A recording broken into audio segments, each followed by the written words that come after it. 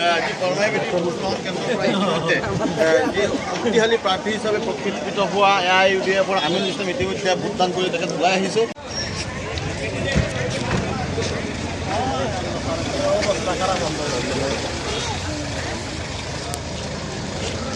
চৰকাৰ গঠনৰ কথাটো হ'ল কেন্দ্ৰত কোনো দলে অকলে চৰকাৰ কৰিব নোৱাৰে।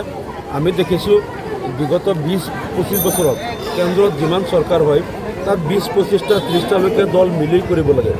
গতিকে তাত আমাৰ 3গৰাকী MP আমি এইবাৰ জিকিম।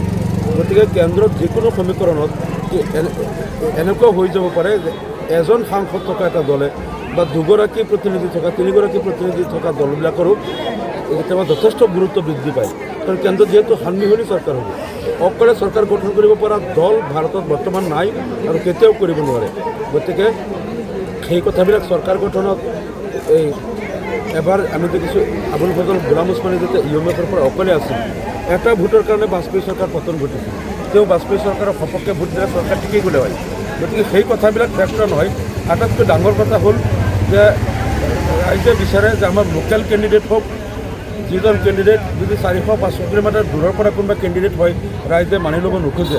আৰু দ্বিতীয় কথাটো হ'ল যে আমাৰ সকলো ভাবে যে যি জনগোষ্ঠীৰ ভোটাৰ বেছি সেই জনগোষ্ঠীৰ পৰা কেণ্ডিডেট হওক, যোনে সেই জনগোষ্ঠীৰ ভাষা বুজি পায়, ক'ব পাৰে, তেওঁলোকৰ অন্তৰৰ বেদনা বুজি পায় আৰু সংসদৰ মজিয়াত গৈ সেই বৃহত্তম জনগোষ্ঠীৰ যিবিলাক দুখ দুৰ্দশা সেইবিলাক ক'ব পাৰে। এই কথাটোত ৰাইজে বেছি গুৰুত্ব দিছে, আমি দেখা পাইছোঁ। সেইকাৰণে এইবাৰ ভোটাৰৰ যিটো আগ্ৰহ এইবাৰ যথেষ্ট বেছি।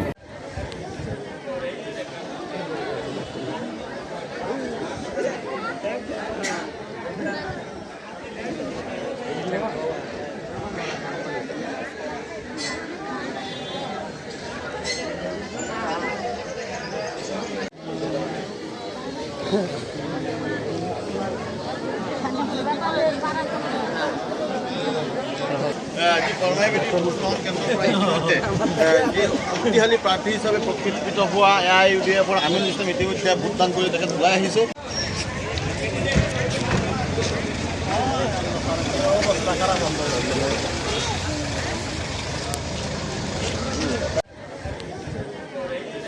কেন্দ্ৰত কোনো দলে অকলে চৰকাৰ কৰিব নোৱাৰে। আমি দেখিছোঁ বিগত 20-25 বছৰত কেন্দ্ৰত যিমান চৰকাৰ হয় তাত 20-25টা 30টালৈকে দল মিলি কৰিব লাগে। গতিকে তাত আমাৰ 3গৰাকী MP আমি এইবাৰ জিকিম। গতিকে চৰকাৰ গঠনৰ কথাটো হ'ল কেন্দ্ৰত কোনো দলে অকলে চৰকাৰ কৰিব নোৱাৰে।